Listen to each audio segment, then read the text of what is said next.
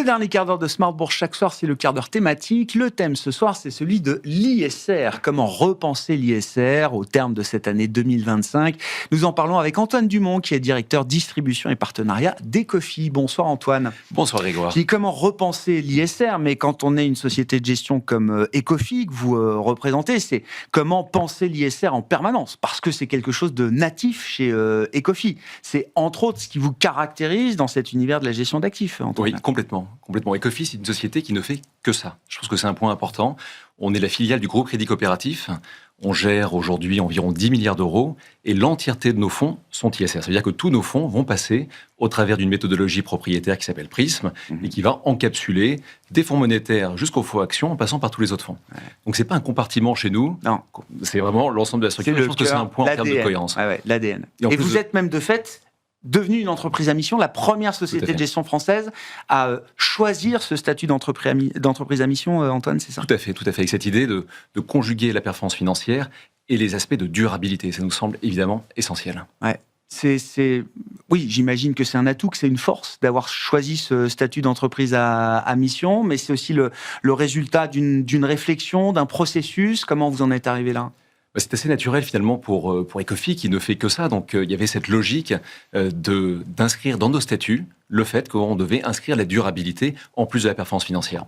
Et quand on voit les défis auxquels nous faisons face, c'est quelque chose qui devrait gagner en vitalité, en tout cas on l'espère dans les années à venir. Ouais, on va revenir effectivement sur ce petit mouvement de retour, alors de backlash comme on dit sur l'ISR, après des années très fastes, et je les ai connus, il y a eu une période, un long cycle où l'ISR, l'ESG, la prise en compte des critères extra-financiers était très à la mode, peut-être un peu trop, peut-être qu'il a fallu aussi repenser ce style d'investissement. Mais un mot encore d'Ecofi, pour vous situer dans ce paysage de la gestion d'actifs, 10 milliards d'encours aujourd'hui, avec quelle dynamique là sur ces 10-11 premiers mois de l'année 2025, oui. C'est-à-dire sur l'ensemble quasiment de cet exercice. On peut presque dire sur l'ensemble de l'exercice.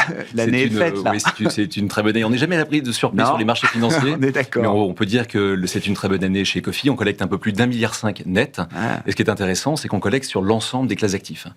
On collecte sur le fonds monétaire Ecofi Trésorerie, qui est un paquebot chez nous, 6,5 milliards d'encours, et on collecte également sur des fonds obligataires, des fonds multi-actifs, et également sur des fonds actions. Et ça, c'est un point important. Je pense notamment à notre fonds Ecofi Smart Transition, qui a débuté l'année à 38 millions d'encours, et qui tangente les 250 millions aujourd'hui. On va évoquer, parce que Smart Transition, ça nous dit quelque chose déjà de l'approche ou des différentes approches qu'on peut avoir pour traiter, ou en tout cas pour essayer d'apporter des réponses à la question du dérèglement climatique, en l'occurrence.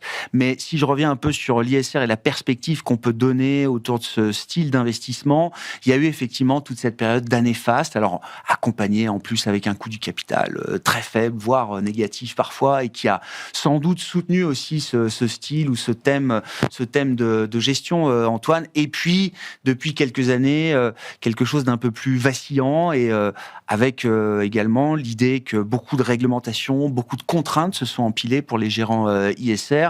Et j'ajoute à cela la petite touche politique, la montée des populismes qui fait que dans certaines régions du monde, non seulement l'ISR est plus à la mode, mais on revient même à des stratégies beaucoup plus fossiles.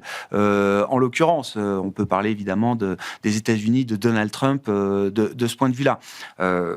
Comment on repense encore une fois l'ISR partant de ce qu'on a connu pour ce style? Je pense que quand on regarde la conjonction de facteurs qui aujourd'hui a tendance justement à faire de l'ISR pour certains investisseurs moins un territoire d'investissement que ça a pu l'être les années passées. Je pense que c'est important de revenir sur ce qui se passe. Vous l'avez évoqué, on a vraiment cette idée ISR égale réglementation, égale contrainte. Donc pour certains investisseurs, si on ne l'aborde que par cet angle-là, c'est sûr que c'est moins enthousiasmant. Et de l'autre côté, il y a évidemment ce discours public qui charrie de plus en plus de scepticisme. Il y a 1 mois et demi, le président Trump, la tribune des Nations Unies, a tout de même dit que le changement climatique était la plus grosse arnaque de l'histoire. Donc ça, évidemment, c'est assez problématique, parce que c'est un sujet qui vient percuter de plein fouet la frontière qui existe entre les connaissances et les croyances, entre les faits et les opinions. Et ça, c'est quelque chose sur lequel on essaie de lutter chez Ecofi en remettant les enjeux au cœur de nos investissements, en expliquant à nos clients ce que l'on fait, comment on le fait, mais aussi pourquoi on le fait. En fait, la question, c'est de répondre pourquoi nous faisons ce que nous faisons. Et nous faisons ça pour répondre à des grands enjeux. On a parlé de la dérive climatique, la déplétion des ressources, de l'effondrement du vivant. Il y a une multitude de sujets qui s'imposent avec force. Et de façon étonnante, au moment où ils s'imposent et on devrait y répondre, on a ce discours-là qui prend forme. Exactement. Je comprends. L'oreille est attentive quand vous traitez à nouveau ce sujet, quand on remet les arguments sur la table, et c'est toujours bien de le faire aussi, Antoine. L'oreille des clients, des partenaires est attentive. Ça parle encore quand même l'ISR aujourd'hui. Je pense qu'il y a plusieurs. Vous avez collecté plus d'1 milliard, hein, donc pour une maison 100% ISR, il y a la réponse est déjà en partie dans la question. On voit ce dynamisme, donc ça c'est très encourageant. Mais je pense qu'il y a plusieurs façons de l'aborder. Par exemple, quand on arrive à la conclusion de décarboner l'économie. Soit on peut le prendre par par les enjeux climatiques, et beaucoup de personnes disent mais si nous on le fait pas, si on arrête d'émettre du CO2, de brûler des énergies fossiles, alors les Américains, alors les Chinois, alors les Indiens. Après, il y a une autre façon de l'aborder, c'est par justement la souveraineté. Il faut avoir quand même quelques chiffres en tête quand on parle du vieux continent. L'Union européenne aujourd'hui importe 97% de son pétrole, 90% de son gaz et plus de 50% de son charbon. Sauf que les énergies fossiles, c'est 70% de la consommation du mix énergétique européen. Donc on est extrêmement dépendant. Donc pour nous, la décarbonation, on peut le prendre par le biais climat, et c'est quelque chose qu'on doit faire, mais on peut aussi, de façon assez égoïste, le prendre par la souveraineté. Et ça, c'est quelque chose qui devrait, à court terme, porter, et ça, c'est un discours qui porte aussi auprès de nos clients. C'est un levier puissant. On fera de l'ISR non pas pour sauver la planète, mais pour être souverain. Enfin, je vais peut-être un peu loin et je caricature peut-être un peu les choses, Antoine. Disons que c'est un levier qui, pour les investisseurs, leur parle à court terme. Là où sauver la planète, qui est évidemment un objectif collectif, on se dit que si on ne le fait pas et que si on le fait seul et que les autres ne le font pas, c'est un peu le dilemme du prisonnier, on risque d'être laissé sur le bas-côté. Par contre, là, c'est vraiment un enjeu de souveraineté et ça porte beaucoup plus aux oreilles de nos investisseurs. C'est un discours qui parle aujourd'hui. Vous avez cité un de vos fonds Action qui s'appelle Ecofis Smart Transition. Il y a l'idée soit d'apporter des solutions pour lutter contre la dérive climatique, comme vous dites, soit d'aller chercher des entreprises qui sont capables de s'adapter aussi. C'est ça, Antoine ? Alors déjà, sur la partie climat, il faut savoir que l'ensemble des fonds chez Ecofi, tous les fonds ont un objectif d'intensité carbone qui doit être inférieur à leur univers. Donc ça, c'est déjà le premier point. Après, sur la partie climat, c'est ça. On a d'un côté un fonds de solutions, Ecofi Agir pour le climat, tout est dans le nom. Donc on est vraiment sur des solutions, on est sur un fonds qui embarque des biais sectoriels qui sont forts, qui sont assumés. On va identifier des secteurs autour de la décarbonation, de l'électrification, par exemple, l'économie circulaire, l'herméticité thermique des bâtiments, on peut décliner. Et de l'autre côté, on a un fonds qui s'appelle Ecofi Smart Transition, où on est sur de la transition. Donc là, il y a moins de biais sectoriels. On est sur des sociétés qui vont réduire leur dépendance aux énergies fossiles.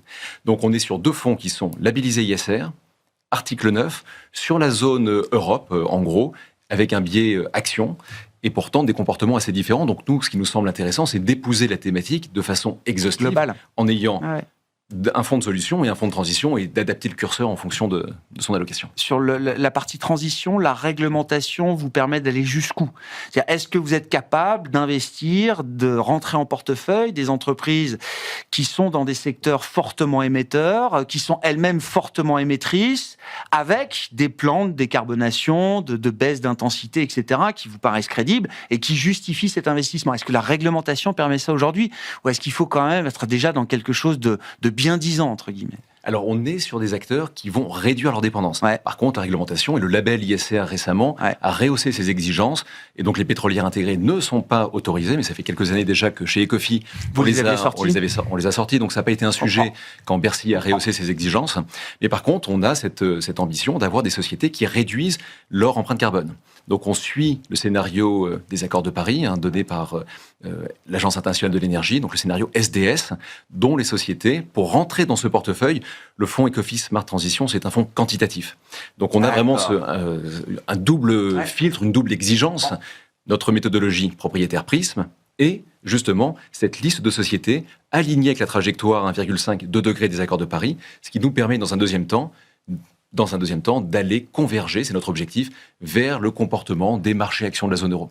Ce qui en fait un fonds cœur de portefeuille dans une allocation, ISR et article 9, avec un risque relatif au marché le plus faible possible. Et c'est ce qu'on essaie d'apporter à nos clients, et c'est aussi l'une des raisons pour lesquelles ce fonds a connu une collecte, un succès, un début de succès. En tout cas, on pense que ce fonds peut monter, on pense, plus haut. Oui.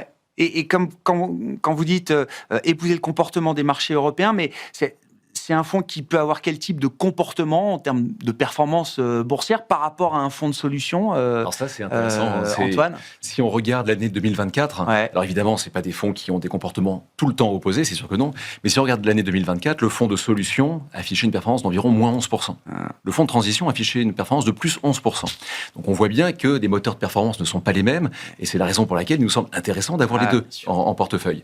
L'année 2025, là, à l'heure où on se parle, le fonds de transition doit être aux alentours de plus 16, porté par des marchés européens. Encore une fois, le fonds réplique la performance des marchés actions de la zone euro avec ses exigences supplémentaires, et le fonds de solution doit être aux alentours de plus 8 depuis le début de l'année. Donc deux fonds complémentaires pour traiter ce sujet de la dérive climatique, notamment chez vous, chez Ecofi. Tout à fait. Merci beaucoup Antoine, merci d'être venu nous parler de l'ISR en 2025 et d'Ecofi bien sûr. Antoine Dumont, le directeur distribution et partenariat d'Ecofi, était l'invité de ce dernier quart d'heure de Smart Bourse ce soir, à retrouver bien sûr en replay sur bismart.fr.